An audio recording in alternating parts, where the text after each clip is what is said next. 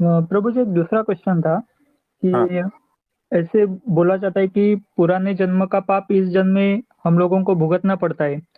तो हम्म। क्या ये बात सही है? और यदि सही है तो फिर ऐसा क्यों कि पिछले जन्म का पाप इस जन्म में क्यों भुगतना पड़ता है? देखो, हर एक चीज का समय होता है। तो जब आप आग में हाथ डालते हो ना, तो जरूरी नहीं है कि तत्क्षण आपको पेन हो, जलन हो, दर्द हो, है ना। उसमें समझो 5 सेकंड लग सकती है ना। वो 5 सेकंड का टाइम होने के बाद में आपको दर्द, जलन, ये सब कुछ होता है ना। और जरूरी नहीं है कि वो तत्क्षण फफोले में बदल जाए। उसके लिए हो सकता है कि 10 घंटा लगे, 20 घंटा लगे, 30 घंटा लगे, है ना। यानी कर्म हम्म। कभी हुआ था, है ना। वो जीरो समय पे कर्म हुआ था। उसके बाद में 5 सेकंड लगा आपको पेन होने में। लेकिन उस 5 सेकंड में अगर आपके 5 जन्म हो गए, तो इसका मतलब ये हुआ कि 5 जन्म पहले जो कर्म किया था, आज उसका तकलीफ हो रहा है ना। और फिर 20 घंटे में और 20 जन्म हो गए, तो आज फफोला निकला है इस जन्म में, ऐसा ही कहोगे ना। जी। तो ये ऐसा हमारा जो जन्म है ना, वो ऐसे कीड़े मकोड़े की तरह फट फट फट फट होता है। जो अनंत काल में हमारा जो मनुष्य का आयुष्य है ना, वो तो उसकी तो कोई गिनती ही नहीं है। तो जो कर्म हुआ है, उसको भुगतने के लिए जो समय चाहिए है, वो टाइम लेता है। कभी तुरंत मिल जाता है, कभी टाइम लगता है।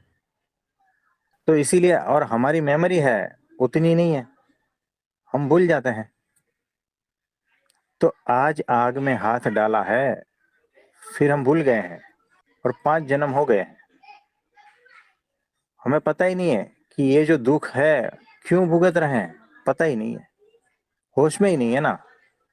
इसीलिए होश में नहीं यानी क्या,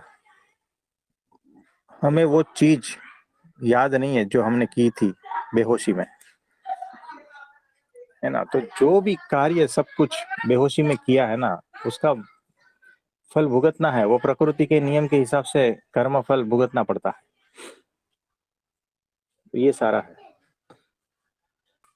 तो होश पूर्वक नए कुछ ऐसे कर्म नहीं करने हैं जिसकी वजह से आगे भविष्य में कुछ तकलीफ हो, है ना। तो ये ऐसा है।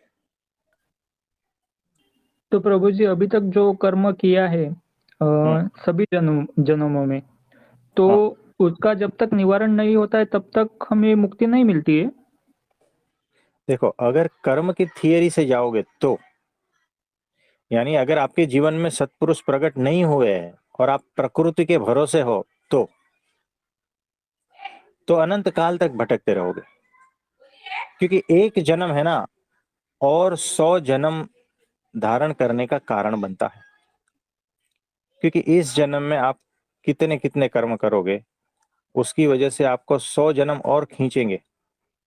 फिर वो 100 जन्म में आप कितने कार्य करोगे ऐसे, जो उसके मल्टीप्लाई 100 कर दो। तो ऐसा बढ़ता जाता है। हमें पता ही नहीं हम कौन सा कार्य कर रहे हैं, कौन सी बेहोशी में, है ना। कारण बन सकता है। हम जो है यहाँ पर चौराहे पर खड़े हैं। मनुष्य जो है ना, 360 डिग्री हर दिशा में जा सकता है, ऐसे मोड़ पे खड़ा है। यानी ये जन्म से आप देवता भी बन सकते हो, नरक में भी जा सकते हो, पशु योनि में भी जा सकते हो, मोक्ष भी पा सकते हो। आपके हाथ में है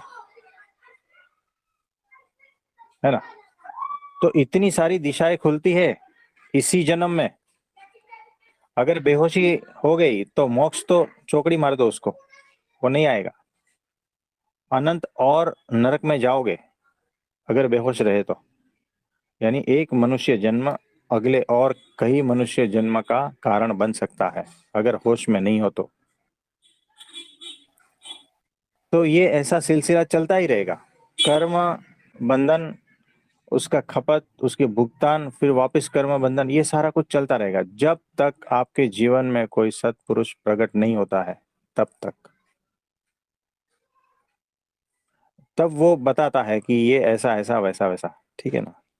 और जिस दिन उनके शरणागत होते हो तो आपके पिछले जितने भी कर्म है वो तो खत्म ही हो जाते हैं। आपके सिर्फ प्रारब्ध है, प्रारब्ध बहुत कुछ इतना भुगतना है, वो थोड़े में काम हो जाता है और मोक्ष गारंटी हो जाती है आपकी।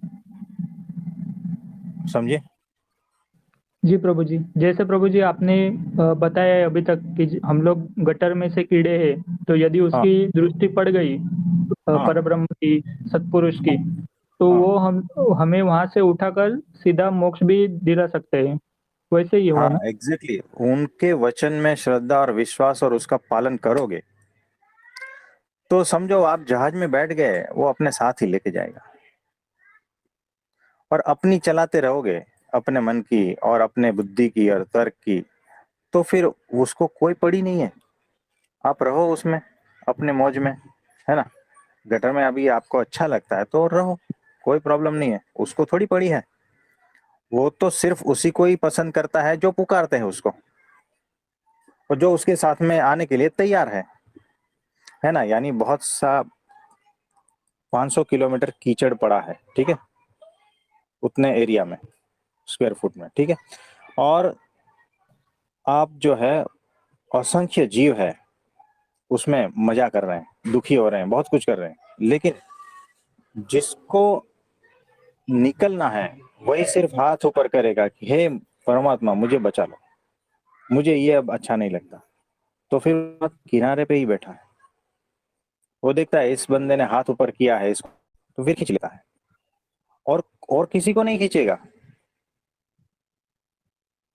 है ना। जिसको उसमें मजा आता है कीचड़ में, तो उसको क्यों खींचेगा। तो ऐसा है।